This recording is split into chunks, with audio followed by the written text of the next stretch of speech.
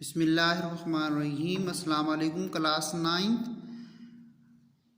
Reading next page number 15 سبق number 3۔ یہاں تک ہم نے ریڈنگ کر لی تھی۔ نہایت سخت قائل اور وحشی ہو جاتا ہے۔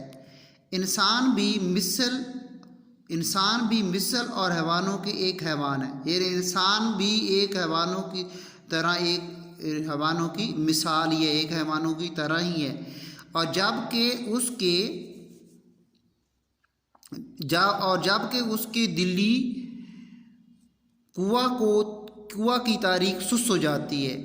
انسان اگر یہ چیز انسان کے اندر آ جائے تو انسان پھر یہ کیا ہوتا ہے، حیوانوں کی طرح ہو جاتا ہے کہ انسان اور حیوان میں فرق کرنے والی جو چیز ہے وہ علم اور عقل ہے۔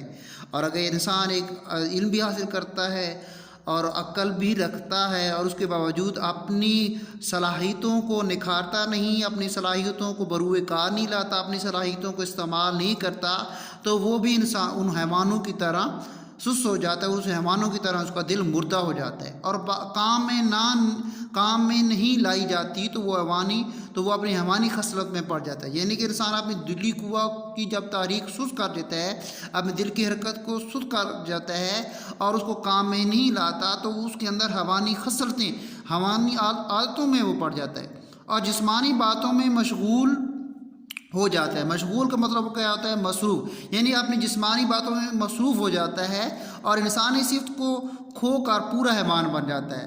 اب یہاں سے جسمانی باتوں میں مشغول ہوگا کیا مطلب ہے کہ وہ کہتا ہے اگر میں کام کروں گا تو میں بیمار نہ ہو جاؤں، اگر میں کام کروں گا تو مجھے چوٹ لگے گی، میں کام کروں بہت تھک جاؤں گا، تب تھکتا ہوں جاؤں گا تو کچھ چلنے کے قابل نہیں ہوں گا۔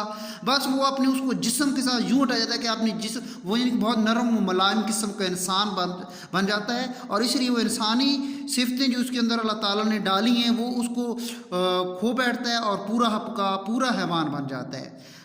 بس ہر ایک انسان پر لازم ہے کہ اپنی اندرونی قوہ کو زندہ رکھنے کی کوشش میں رہے اور ان کو بیکار نہ چھوڑے۔ ہر ایک انسان پر لازم ہے کہ انسان کو اللہ تعالیٰ نے ایک پاور دی ہے۔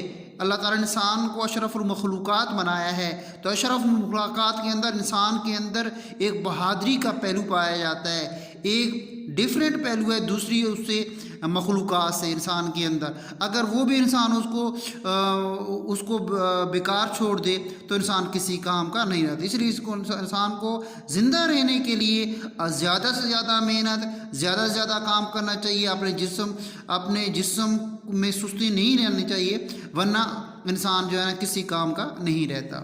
Next page 15۔ ایک ایسے شخص کی حالت کو خیال کرو جس کی آمدنی اس کے اخراجات کے مناسب ہو، یعنی کہ جتنے اس کے اخراجات ہیں اس پہ اس کی آمدنی اتنی ہے کہ اس کے اخراجات جو ہے نا کور ہو جاتے ہیں، اور اس کو حاصل کرنے میں اس کو چندہ محنت و مشقت کرنا نہ پڑے، یعنی چندہ تھوڑی بہت جو ہے نا محنت و مشقت بہت زیادہ جو ہے نا جان جوکھوں والا کام نہ کرنا پڑے۔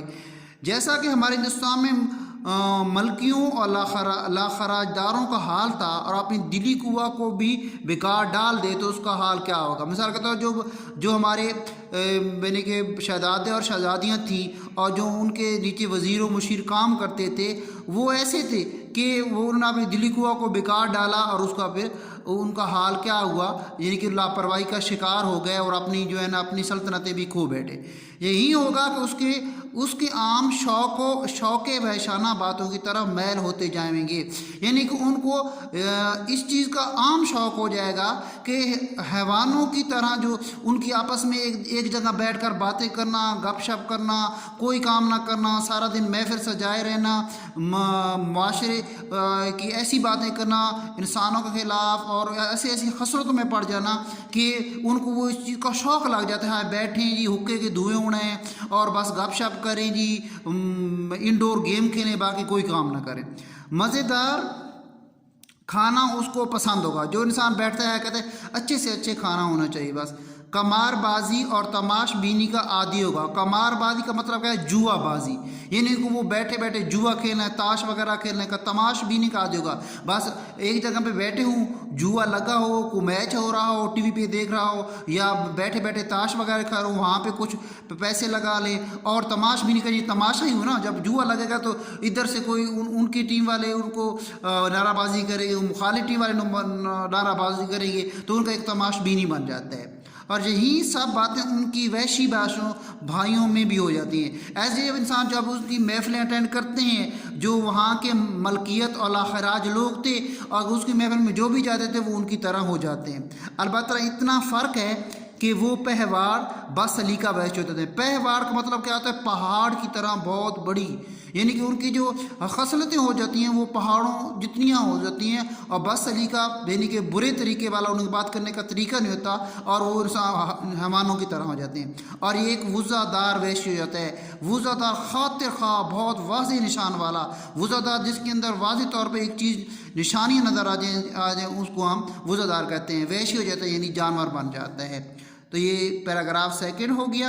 आखिर में एक पैराग्राफ रहता है, इन पे रीडिंग करेंगे, इसको गौर से सुने और जो मैंने एक्सप्लेनेशन किया है उसको समझने की कोशिश करें। अल्लाह ताला आपको अपने हिफ्ज़-ओ-अमान में रखे। आमीन।